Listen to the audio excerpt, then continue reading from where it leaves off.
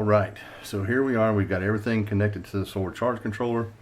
Now all we got to do is test everything, and then we'll put it together with our little stanchions that we made. So what we're going to do is we're going to get a battery. And again, I'm using a lithium iron phosphate battery. This one is from Rebel Batteries. I'll leave an affiliate link and a description in the description for this battery. Again, it's 12 volt, 12 amp hour battery. I have 4 of these batteries. I run them in parallel on my boxes, and I've never had a problem with these. Never had a problem with the battery management system or the BMS in these batteries, and they came highly recommended from Jeremy over at Ice Hole Power, which I'll also leave a link in the description. Just great batteries. They make different amp hour batteries, obviously, but for the power boxes, I found these are very hard to beat at a very reasonable price. Now, obviously, with inflation and stuff, things have gone up, so the price has gone up. But again, I'll leave the affiliate link and leave their link so you can go over and check them out. If you decide to get one of these batteries, you can go over and watch the review and the teardown that Jeremy did on the battery on his channel at Ice Hole Power. And like I said, if you want to buy one of these things, I'll leave the links, and that would greatly help us out. It would help out the channel. As we are starting to pick up in content, we're doing a lot of videos now, putting things together so we can start releasing them. So again, help the channel out. This is a veteran-owned, operated company. Not giving any special plugs or anything because of that, but yeah, they're great people over there. They work with you, and they got a good product. So what we're going to do is we're going to take our battery cables and go negative to our negative, and run our positive to our positive. Now we're just gonna, I just have this sitting in there right now, just so I'll be able to move it with my hand if I need to. So we're gonna hit our main switch, and I don't know if you can see that or not, but I'll try to raise it up a little bit so you can see. Try to get the glare off there so you can see it.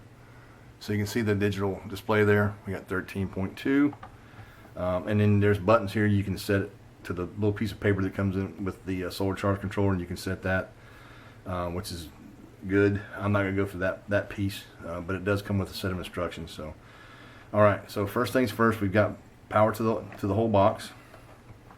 Here we've got our what would be our YOLOTech power stick, and again it's on an Atwood port, and so that's our first button. So we push this button, we got a green light, and as you notice with the power button on, take that one off. We'll go over the USBs. You got 2 quick charge 3.0 USBs here if you don't want to use those. And this has its own on-off button. So you can just tap that and turn it off. So now that's not drawing power. And then you can come over to your YOLOTech, and you can run all this stuff if you want. You run it individually. That's why we wired it the way we wired it. So then that would be on, and then the button or the light would come on the power stick.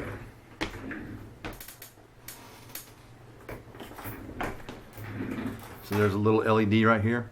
So that would come on, and that would tell you that you got power to your YOLOTech power stick.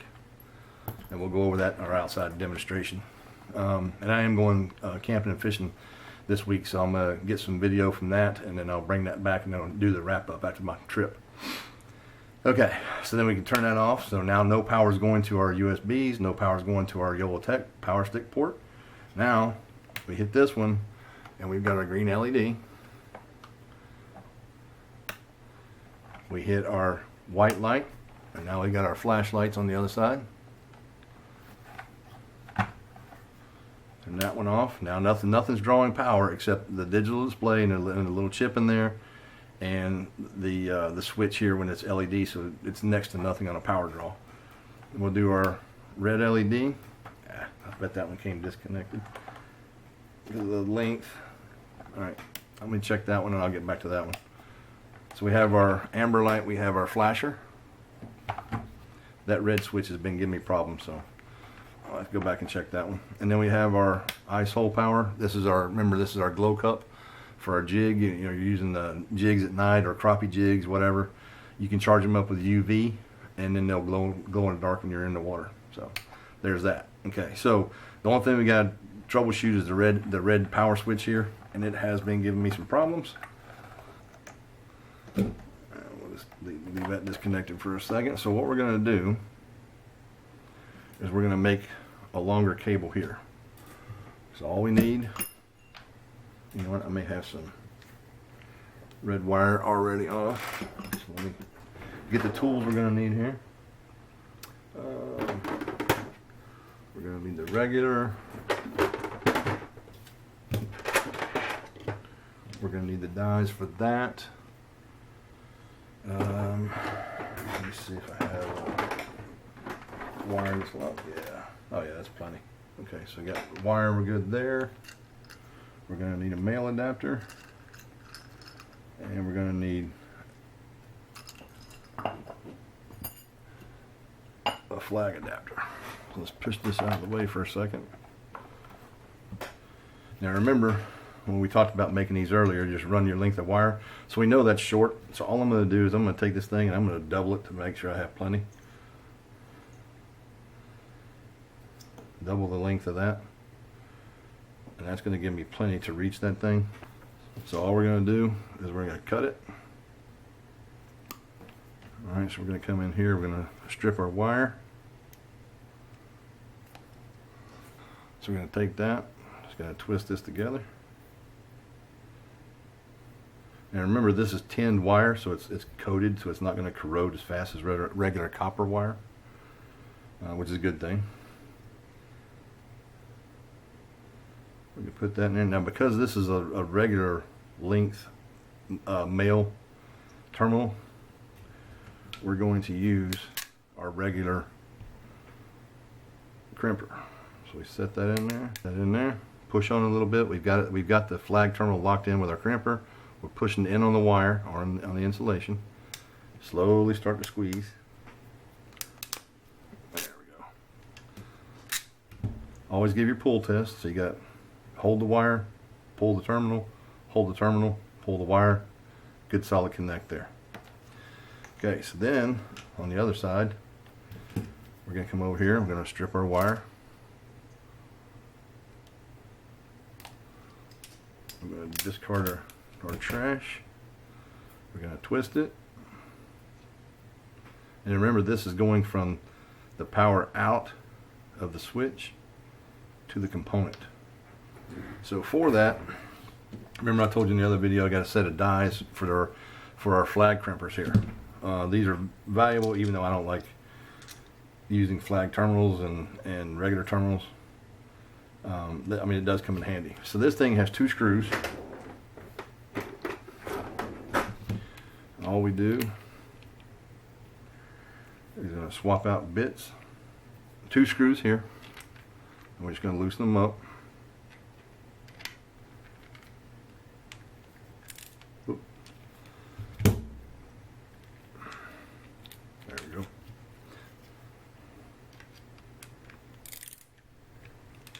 Just loosen it up a little bit, and they got thumb wheels on them. So we can take that off. Take the screws out, and the whole thing slides right out. So then you take your other one, and when this seat's in there, the bigger wire gauge indicator goes towards the back of the tool. So you take that. Oop. I squeezed it tight. There we go. Take that, slide that in there.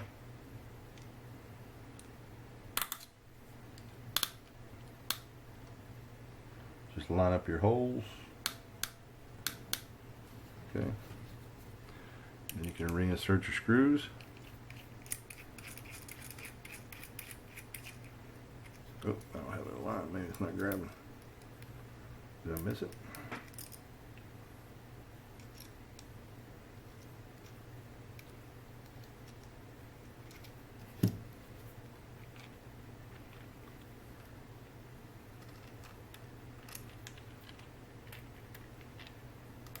So then we want to preload our flag terminal, put it in there, one click to hold it in place. You're going to take your wire, carefully feed it in there because you don't want any wires fraying out on you. Boom, it's in there. Our flag is locked into the crimper, so we can put a little pressure on the insulation side, pushing that way.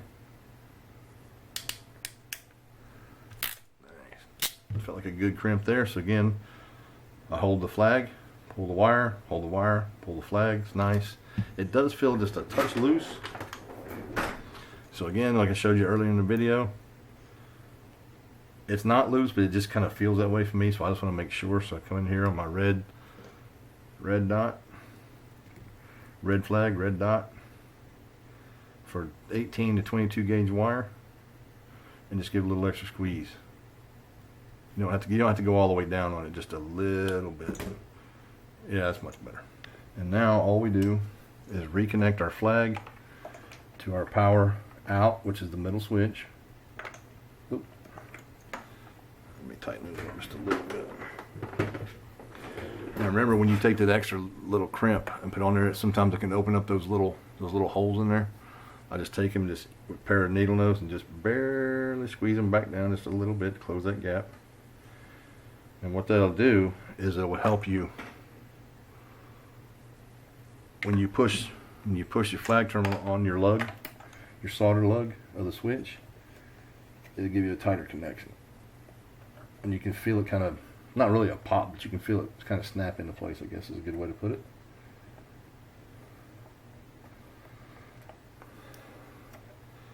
That one seems a little loose, so give him a little squeeze. Oh yeah, that's gonna be better. There we go, that'll be a tighter. It was kind of loose on the lug, so. Alright, no wires in the way. Oh yeah, boom, popped right in there. Okay, so now we've got extra wire to come over to our red terminal. Just make sure that's in there. I kind of put it in a little bit of an angle, push it in, and just kind of rock it back and forth. And it gets a good seat, and it doesn't pull on your wires. But now we got plenty of wire, and that's what I was saying earlier. I mean, give yourself plenty of wire, because if you don't, you're going to do what I just did and have to fix stuff, and that's just, it gets crazy. All right, so now with that done, we've got our power on. Let's check our switch. Boom, we got power to our red LED. So we fixed that.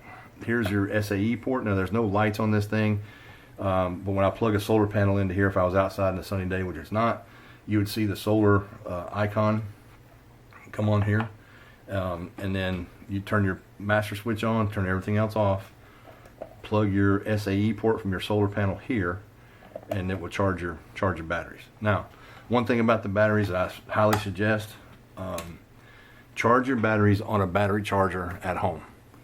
And once that's done, once they're fully charged, put them in your box, hook them up in parallel as how we wired it. That way they both are in the same state of charge. And you're starting out with level batteries. Now I don't know how true this is, I'm not a battery expert, but I've heard that if one battery, so that's got 12 on it and the other one's got 13.2, then they're not charged the same, and one will draw from the other. And I don't understand all that chemistry and all that stuff, so I don't try to go there. It's just what I've heard. So take that for what it's worth. But I strongly suggest that you charge your batteries fully at home on a charger designed for lithium iron phosphate batteries, and then plug them in parallel, or if you're only using one, just use one. Okay, so that's that. And I think, remember in an earlier video I showed you guys how I do this. So here's my screws. These are two 1-inch washers that I got from Home Depot. Shrink wrapped them, and I'm using black oxide screws and nylon nuts. So all we do is, from side of our box, put a screw about just a little bit, angle, that way you can angle it toward you a little bit, slide your washers on, keep your thumb underneath there because you got your port under there and the screw will back off on you. So you get to put your thumb underneath the screw, align everything,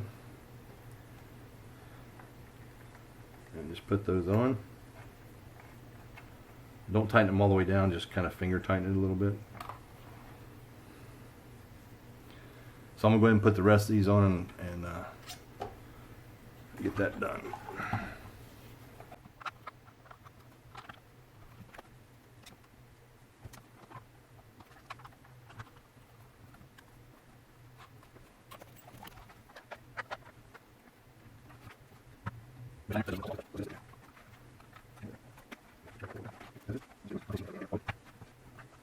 I didn't want a long screw post sticking up beyond here. I do have longer screws. I got 3" and then 3.5". I didn't want to do that, but you know, depending on what you have underneath there, wire wise and the depth of your components, you may have to go to a 3.5 inch screw. The only downside to that is when you put your batteries in the box, you won't be able to run 2 batteries because the shoulder charge controller is going to bump into them. So that's the only drawback of using the 3.5 inch screw.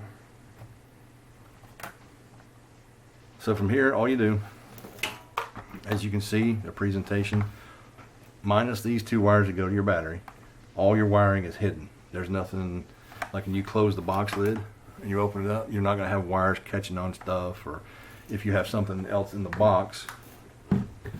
Let's say I use a little bit of padding for my battery, but let's just say, you know, your box is connected here, right? These are the only 2 wires you're going to have in the box. Because this wire gland forces them up, they can't close in on themselves on the hinge. So the wire gland helps push the wire away so you don't get that pinch when you close your lid. So that's a good thing. The thing I was talking about is if you have batteries in here, or you have one battery and then whatever stuff you're going to put in here, nothing's going to get caught on wires. There's no wires flying all over the place. And that was the main purpose of me designing this plate and mounting everything to the lid like I do, right? So what we're going to do, let me go ahead and I'm just going to tighten these up real quick, just a touch. You don't have to over tighten them because you know the plate's not going anywhere. It's not going to be fighting for position in the box or anything like that, so to speak. You just don't need a whole lot of pressure on it to hold it in place. So those nylon nuts are going to hold it down, and then there's no water intrusion around them or anything either. So just take a nut driver down there, give it 1 or 2 turns, just finger tighten it. I'm holding it very loosely, just finger tight, and that's it. Right, that's it. Then all you do, just attach your lid back to your box. You're okay there. So then all we do is connect our wires to the battery. So this one, for your battery negative, is going to be this one, and to this one. So negative to negative. And then your battery positive. I don't know why that got twisted up in the way. Let me get out of the way. Let me put this on. Okay.